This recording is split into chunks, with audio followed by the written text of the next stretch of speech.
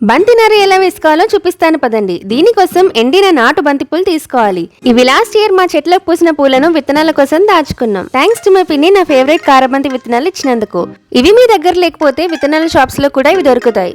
మనకు బయట దొరికే బంతిపూలు ఎండబెట్టి మీరు విత్తనాలు వేసినా కూడా అవి మొలకలు రావు, ఎందుకంటే అవి హైబ్రిడ్ కాబట్టి. వీడియోలో చూపించినట్లుగా విత్తనాలను సెపరేట్ చేసుకోవాలి. ఒక్కో పూరేకు ఒక్కో విత్తనం అన్నమాట. ఈ విత్తనాలు నార్మల్ మట్టిలో, అంటే ఏ ఎరువు లేకపోయినా కూడా నారు సులువుగా పెరుగుతుంది. ఇక్కడ నేను నార్మల్ మట్టిలోనే నాటుకుంటున్నాను. ముందు మొత్తం మట్టంతా తడిసేలా వాటర్ పోసేయండి. ఇప్పుడు సెపరేట్ చేసిన విత్తనాలను వీడియోలో చూపిస్తున్నట్లుగా వేసేయండి. తర్వాత విత్తనాలపై లైట్గా మట్టి స్ప్రింకిల్ చేసుకోండి. ఈ టెక్నిక్స్ వాడటం వల్ల విత్తనాలు కిందికి జారకుండా ఉంటాయి. ఆపై మళ్ళీ వాటర్ స్ప్రింకిల్ చేసుకుంటే సరిపోతుంది. 4 రోజులకి కొంచెం కొంచెంగా మొలకలు రావడం స్టార్ట్ అయ్యాయి. నేను ఇక్కడ 3 రకాల బంతులు వేసుకున్నాను. ఆరెంజ్ ముద్దబంతి, ఎల్లో ముద్దబంతి అండ్ కారం బంతి.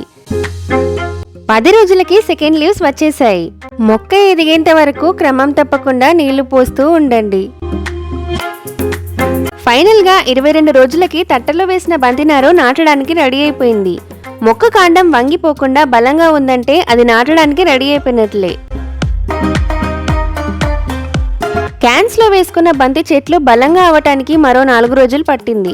చూడండి, వీటి స్టెమ్స్ ఇంకాస్త లేతగా ఉన్నాయి. ఇలాంటి సీడ్లింగ్స్ మట్టిలో నాటితే ఒక్క వర్షం పడితే చాలు అడ్డం పడిపోతాయి. అలా వేర్లు బయటికి వచ్చేస్తాయి, మొక్క బతకటం కష్టం.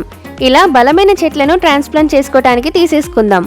భూమిలో పెడితే ఏ ఎరువు లేకపోయినా కూడా నాటిన 3 నెలల నుండి మరో 3 నెలల దాకా లెక్కలేనని పూలిస్తాయి. Like, share and subscribe.